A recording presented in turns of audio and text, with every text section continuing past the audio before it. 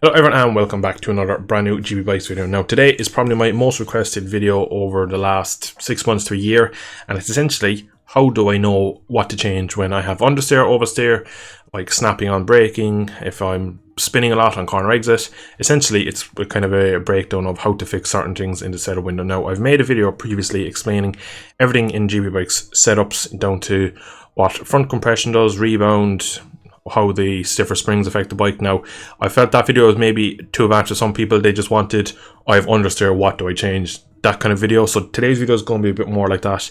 Now it's probably not the best time for GB Bikes as it's in a bit of a decline at the moment with the state of beta 21 and a lot of modders disagreeing on the future of the game, and basically a lot of mods aren't perfect. Now I still thought it was a good point to do it just because the game will eventually get smoothed off and then we'll have a spike again in players, and then it'll come in handy to have then.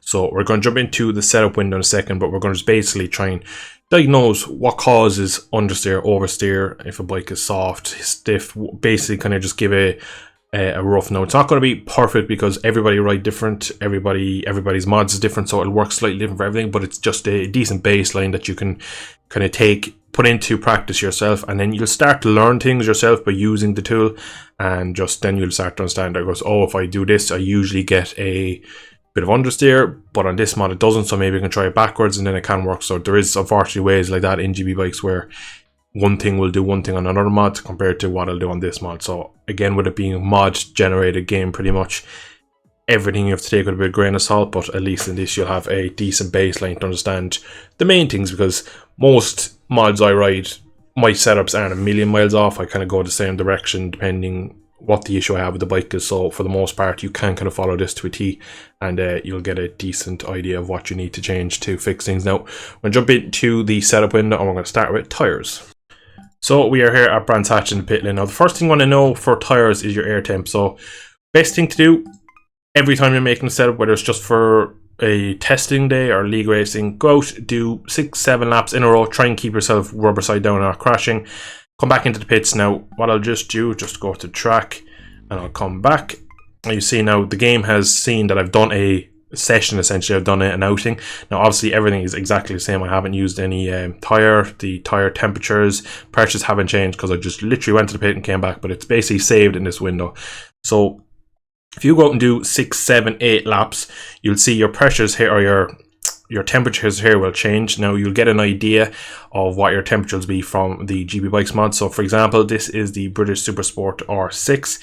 If you go to Tom Harwick's Discord, he'll have basically a whole little bit explaining, or not explaining, it'll just be a little sticker showing off each tire, what the ideal temperature, ideal pressure is. But also if you go to GP Bikes mods, most people put them up there, so you can just go back to there. So straight away, getting your tires in the right window will just kind of fix a lot of the niggling issues you'll have with the setup. You can get closer, you just get more out of your tire, which is at the end of the day your tire is the only thing connected to the ground, so that's a very important part of the setup. So like I said, do 6-7 laps, you'll see then your tire pressures will go up or down, and then you get an idea. So you go to, we'll say for this example, Tom's little sticker, you'll see he needs, it'll be in bar usually, but if you just convert it over, so you might need to increase it.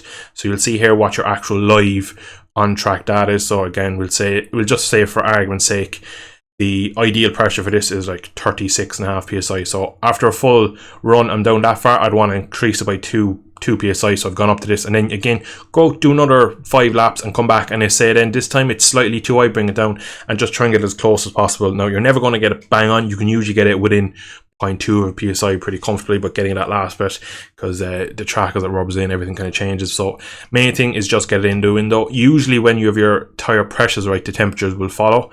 Now GB Bikes isn't perfect as it is obviously still in beta, so sometimes it's nearly impossible to get the tires perfectly in the temperature window and also have the pressures right. For me, if you get your pressures right, you can kind of just forget about the temperatures. Usually they'll come with a longer run. So again, if it's for a league race and stuff, you'll kind of keep your temperatures where they're at. So that is usually what I do with my tires. So straight away out of the box, that's what I do to get the tires. Now again, if you're making a setup, you probably will be changing tires, so you'll probably have to do this every time. You'll want to do it each time that you change a tire. So if you do decide to go from a medium to a hard front on this mod, for example, you will have to go back, check that the pressure is the same, and just try and get them back again. So each tire will have a different value, and just to get the tires in the window. Now we're going to start next up with understeer, because that is probably one of the bigger things people have issues with. Now, usually, for example, if I have Understeer, I'm going to take each mod out of it and just go basically on what I would adjust to create a bit more oversteer. So 9 times out of 10, if I want a bit more oversteer, I'll increase the rear spring to make the rear stiffer. Usually, with most mods, a stiffer rear will create oversteer. Also, now the preload is upside down, so 0 is usually the highest, whereas 20 is the lowest. So I'll increase the number to decrease the preload, if that makes sense. And it's a bit backwards on GP bikes, so I'll increase the number. That will basically drop the front right height a touch. Now you can adjust your springs. Softer spring will allow the suspension to do more, but then again, it can become that you'd have a bike that turns lovely, but then you get into turn 1 heavy brake and the bike is fishtailing everywhere. So again, you'll have to play around that. You can try go really soft in the springs. The bike will probably feel like it turns lovely, but then you'll get to a braking zone and the thing will just pitch like mad, and you lose more time on the brakes and you'll have to adjust your braking. So again, everything in the setup window is a compromise. So unfortunately, you're never going to have a perfect. If you have a bike that turns lovely, it probably will have some chatter and then mightn't be amazing on the brakes. If you have a bike that lovely out of the corner and great at stopping, it probably won't turn great. So it's always just a compromise. So again, you can never get it perfect. You'll have to give away some edge grip to get a better drive, or you'll have to give away some drive to get edge grip, or just so many little things. So again, today's video won't cover everything, but if I can just cover a lot of the basics just to get you even thinking about what you're changing to understand it. Now, if I had a bike that was incredibly oversteery, you could say just do the opposite of that. You could stiffen up everything and soften things in the way I've done the opposite, so soften the rear. Now, what I usually do, I have a bike that's understeer or oversteering, should I say, is definitely decrease the rear spring would be the first thing I do. Also take a couple of clicks of compression on, so usually maybe 4. Again, don't, as well, when you're changing a setup, don't go and do something like that, because you're after changing so much. Your suspension's after changing so much to the point where you're after going so far out of the window that like everything has changed, and if you go back and go, right, that did this amazing, you know, it feels terrible on this point, I'll try and adjust something else, you'll get lost. So always change maybe 2 clicks, and then you know then, all right, I've made a small adjustment to the preload. Oh, the front really is wobbling on this, I can't keep the front end up, I keep losing front in turn 3, for example. Again, these are not a quick fix, really. You kind of have to spend time with a setup if you really want to get a good setup. Unfortunately, with it being more of a sim-based game, well, very sim-based game, you have to spend the time to sit there and go, right, after 5 laps, I just feel like that I just can't trust the front after a couple of litres of fuel have gone down, or just as the race goes on, the bike becomes unsettled. You just need to spend time with it, which is another kind of annoying one. Now, next thing I'm going to do, I'm just going to just go to the other section. If you have a bike that's very snappy under braking, you can do multiple things with it. So first we'll do with the braking, then we'll go to the corner exit. So the first thing I would do if I had a bike that was really, really unsettled in braking, I was increase the rake angle. So your rake angle is essentially this axis here. So what I just did there a second ago was I increased this. So from your triple clamps up here to this point here, if I've increased it, it's gone out this way, so the angle is more that way, I will say. I'm being extremely extreme here, so it'll never be out that far. So think of it, if you increase it, you're making it more like a chopper. Now, it'll basically slow down everything on the bike. It will change direction slower. It can make it slightly lethargic out of the corner, but it'll make it a bit more planted and stable on the braking. Now, if you were to bring it back, so decrease the rake, pretty much the opposite. It will feel very snappy, very quick, very agile. But then you have the point of, if you're an aggressive rider and you put a lot of load through the bike, it can become very unsettled and unrideable almost. Also, in the suspension, stiffer front spring, less load transfer, you can usually settle the bike down on the braking. Now, if you have a lot of rear sliding, the one thing I like to do, so compression is how fast, as it comes up on screen, how fast the suspension basically compresses. Obviously, compression compresses. Rebound. So for me, when you're braking, you need to think of the bike. It has a front suspension and a rear suspension. When you accelerate, the front expands, kind of rebounds, as they call it in game and how in your setup window. And when you brake, it compresses. So you need to think the front and rear. When one compresses, the other extends, and when one compresses, the other one extends. So it's a constant battle. So when you're thinking of coming down to turn 1 at Magello, for example, perfect example, you're coming in at, on this mod, probably 170, we'll say roughly. Hard on the brakes, you're putting a lot of compression through the front, you're putting a lot of extension through the rear, which would be rebound. So as it gives a perfect example there, it affects how quickly the suspension extends. Now, if you have a bike that's coming into the corner, you're braking hard and the rear keeps lifting and you just don't have the confidence to use all your braking, which is something I have a lot of issue with, is decrease your rebound. Now again, don't go as aggressive I have, I'm just kind of giving an example. This will cause less weight transfer and load transfer. Now, again, if you like to drift the bike in, this will make the bike a lot more stable. So this will make the bike more wheels in line coming into the corner. Now again, everyone will have their own opinion on whether this works or not for them. But for me, this is a very good way of doing it. Now, if we go to the other side of the coin, you're coming out of the corner and you have a lot of wheel spin. You can do multiple things once again. There's loads of ways of doing it. So if you think about it, what are you doing when you come out of a corner? You're accelerating, you're compressing the rear of the bike. So if you have a lot of wheel spin, or we'll say a lot of tank slapping, you could have a too soft rear spring. So first thing you could do is try and increase the rear spring. Now, depending on each mod, depending on how good the rear tire kind of overall is modded into the game, what happens then sometimes is if you make a rear slightly stiffer, it puts even more load through the tire. It can actually make it worse. So this doesn't work on every mod personally. Usually this R6 does take to this quite well. So at this point now, you've made the bike more oversteery because you have the stiffer rear spring, and also you've probably put more load through the tire, but that's only if the tire can take it. So it is, again, as always, a balance and always a compromise. Now, next thing you could do if you're going to try and basically stop the wheel spin, or say that the bike is too aggressive on corner exit, swing arm length. Longer swing arm will usually make the bike a little more passive on corner exit, will slow down the snappiness. This is usually what you do if on a bike you don't have traction control, is usually I put the swing arm slightly further back, more of a drag bike. If you look at a drag bike in real life, it's exactly what it is. They have a massive swing arm, so it's kind of the same point. Again, you can change the rake angle. I wouldn't be going at that if it was for too much rear spin. Usually I'd be going at the swing arm and just kind of adjusting the rear suspension slightly again. So again, if you go back to thinking about the rear suspension that it compresses when you're accelerating, you can adjust your compression, you can slow it down or speed it up. Usually you'd want to just slow it down, because if you're getting to the point where the tire is either slipping or sliding or whatever way it's happening, or if it's under too much load, by stiffening the suspension will take more of that weight transfer back and some off the tire, which should allow more grip. Now again, a lot of the issues a lot of people have is that the tires will be in the wrong window. They'll have a massively overinflated tire and they won't know about it, which will be ballooning, which means it'll spin more, surface temperature will go through the roof, and then it's just a spiraling effect of it started with the tire pressures being wrong. You're adjusting your rear suspension and you're like, well, none of this is working. But if your tires aren't in the right operating window, you're going to have pretty much no chance of getting it back, because the tire, again, is your contact patch. If that's not right, if that's not working right, if you're putting the wrong forces through that, it's always going to give you kind of a bad effect. So next up is gear ratios. Now, gearing is very important, but it's not something I adjust massively. Most mods are pretty okay for gearing. Now, of course, there can be some exceptions to the rule, but for the most part, you have two sprockets that you can adjust on each bike, your front and your rear, that you can see there. Primary ratios, not every bike you can adjust this, and usually on most bikes you can't individually adjust gears, which is more normal. Now you can change your slipper clutch and your angles and stuff like that. Now again, slipper clutch for me is not something I adjust much. For me, it doesn't usually work properly in game, so I just leave it alone.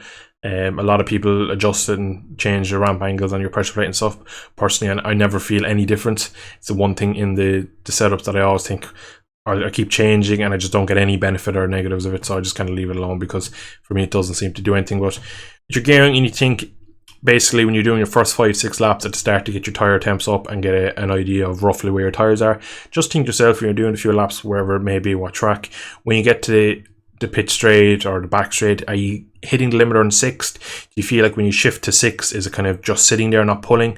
So you can adjust your sprockets. Now your front sprocket will have a massive adjustment. You can see if we just look at the final top end speed in 6th gear, if you go to a lower one and then go up, you can see it's gone up nearly 30 miles an hour, almost 25 miles an hour. So it really changed, and it changed a lot throughout the gears as well. Like, so even in first gear you're gaining 11 miles an hour. That is massive. Like, that is a huge adjustment. That would be completely unrideable on this bike, because the bike probably won't have the power to pull 193 miles an hour. So you probably will be on the limiter in 5th, and then you shift to 6 and it'll just bog and won't have anything to pull itself out of it. So usually what you will go for would be a rear sprocket adjustment. Again, you see as I increase the gears, you get a lot shorter, and then take away, make it a less gears, it goes a lot longer. So again, adjust these accordingly. Now again, don't get lost by going and changing it massively and trying to make it like super long. I'm not going to get 203 miles an hour out of an R6. Let's be frank, you need to keep the bike in its power window. Like at this, I probably, for example, if I did something like this, I probably wouldn't be able to even get the max out of 40. It would be just so long geared that the bike wouldn't know what's going on with itself. So you kind of just need to be smart with it. You can kind of get drawn in to go, oh, if I change this gear, I can get 190 miles an hour. But you always need to understand, can the bike actually do that speed? Because otherwise you're giving away lap time and the rest by having unoptimized gears throughout the rest of the track. So take Mugello as a perfect example. You have the massive home straight, huge straight, so you don't want to be on the limiter for a lot of that because that's just free lap time you're giving away. But if you have a bike that's really long geared, you won't have the punch out of all them little S chicanes and S bends. So you need to have a perfect example of getting out of the corner and getting to the next corner as quick as possible, because that's where you make up most of your lap time. Obviously, most tracks 14 to 18 corners, and that includes corner entry and exit. So there's a lot more going on around the rest of the track than your one massive straight at the pit start. Now, of course, if you go to a track like Austria, where you have big home straight, then you have up to turn 3, then you have down to turn 4, and then you have a couple of corners in between, you can kind of sacrifice the bike more because you're going to spend a lot more time in a straight line, in 6th gear, pinned, and you need to basically have the bike set up perfectly for that kind of coordination. So it's always a trade-off again, because too long of a gear, you'll be slightly out of the ideal perfect window. Too short of a gear, the bike can become snappy, and too aggressive because it goes back to being like a 2-stroke and you're just too much in the power zone, so you can't use all of it. So it's a completely it can get messy at times. A lot of people change it. Now, of course, when you change your ratios, it affects the bike in every part of the track. So it's one of those things that I probably just second after the tires, but I don't go massive with it. If I notice that, for example, in the R6, if I'm just kissing the limiter before I brake into turn 1, I'll just give myself one click of, take one toot off the rear sprocket. Gives myself just an extra bit of leeway going into turn 1. So if I have a small slipstream, I'm not sitting behind them the whole time in the slipstream. Just leaves me a little bit more protected, but it doesn't affect the bike that much around the whole track. I won't really notice the 1 or 2 extra miles an hour in each gear, whereas I might notice just the extra 2 miles an hour at top end before I kiss the limiter. It's just these small things you need to think about. Other than that, there's not much to the gearing. Just be very kind of pragmatic. Change them one at a time. Don't go, all right, I'm going to go ridiculous big changes like that. Most times you won't need to adjust the front sprocket as a base setting. Now, what you can do, and a lot of people like to do because the way it will affect it is, for example, if I go to a lower one of that and then bring this up. So now my gearing is roughly the same, but you've changed each sprocket. That can affect how the geometry of the bike lines up as well. So a lot of people change it so that the numbers are pretty much the same, which means you're getting the same out of the bike, but the bike itself will feel actually physically different on track. It will just load itself different. So you can try that if you want to try something different. Personally, I don't. I just get the gearing roughly okay, and that's pretty much enough for me most times. Now, final thing I'm going to cover is wheelies. Now, wheelies can be pretty much non-existent on some mods, and then they can be the blight of other mods. So if you have anti-wheelie in your ECU, obviously higher anti-wheelie cuts more power, front end stays down, kind of self-explanatory. Now, in the setup, you can adjust the bike to make it wheelie less. Now, again, as always, if you adjust the bike more so that you have less wheelies, you're basically taking drive out of the bike so that the front doesn't come up. Now, what I would do in this sense, first thing is, suppose I take a bit of rebound out of it. I'd slow down the rebound, which that means that the expansion of the front forks is slow down. So when I'm accelerating, the front doesn't come up as far and as fast. Now, this won't stop it straight away. What then I would do is probably just decrease the compression, maybe try a stiffer spring, but that would probably be the first thing I do, is maybe increase or take a bit of rebound out of it and then take a small bit of compression out of the rear, and that will just stiffen the rear and slow the front expanding when you're coming out of a corner accelerating. Next thing you can do is take a bit of drive out of it by adjusting your gearing. This will affect the bike the whole way around the track, so maybe you don't want to do that. Then you can also try lengthening your swing arm. So again, like I said, putting it back, it just doesn't have the extreme kind of aggression out of the corner, and that could be what's costing you coming out of a corner. You can also try a small rake adjustment. Again, they'll all have an effect on it, but then you could completely ruin the bike everywhere else and be like, oh, it's great out of the corner now, but it doesn't turn, doesn't stop, it doesn't do anything else. So you have a balance. Now, that's where I'm going to leave it for today. Now, I've covered quite a lot, and it's probably a lot of information for some people. So first thing I would do is join the Discord. If you have any questions, I can help you out more there. I'm a lot more active on the Discord than I would be on YouTube. I get a lot more notifications from Discord basically than YouTube. YouTube doesn't seem to give me in for a lot of notifications, so I have to kind of manually check them. Whereas a lot of the questions that I get on Discord, I get straight to my phone. I see them a lot quicker. So again, if you have any questions about today, you can drop a comment or else jump over to the Discord and ask me there. There's a lot of people in there who know what they're talking about as well. So again, even if I can't help you, a lot of other people will be able to help you out. So there's a lot that's happened in today's video. Again, I know it's not the perfect time for GB bikes with it being a little bit up and down, but if you have any questions, do drop a comment down below. I can try and work with you to help you understand why certain things are happening. Some mods just have ingrained baked issues. For example, with this one, with this being with the R6, with it being a very rudimentary road gearbox, going down the gears, you slide a lot. There's no way to eradicate that completely. You have to just learn to ride with it and learn to ride around it in a way. Some other superbike mods have very, very weak front ends. You can't completely get rid of that. That's just mod design by choice. So again, not everything can be fixed with setups, but you can make it better. Usually is what I would say. No setup will fix a bike, but it will just get it better. And a setup will never make a bike quicker. It's one of the things a lot of people think in their head that is, oh my god, he's such a good setup, his bike is so much quicker than mine. It's not quicker, it's just the bike is doing what I want it, which means I can get closer to my limit, which allows me to take more time out of the track. And that's essentially where people find time with setup. So I'm not making the bike quicker. Now, if you have obvious flaws, like you're on the limiter in 6 for half of the straight down into Catalunya, you are giving away free lap time.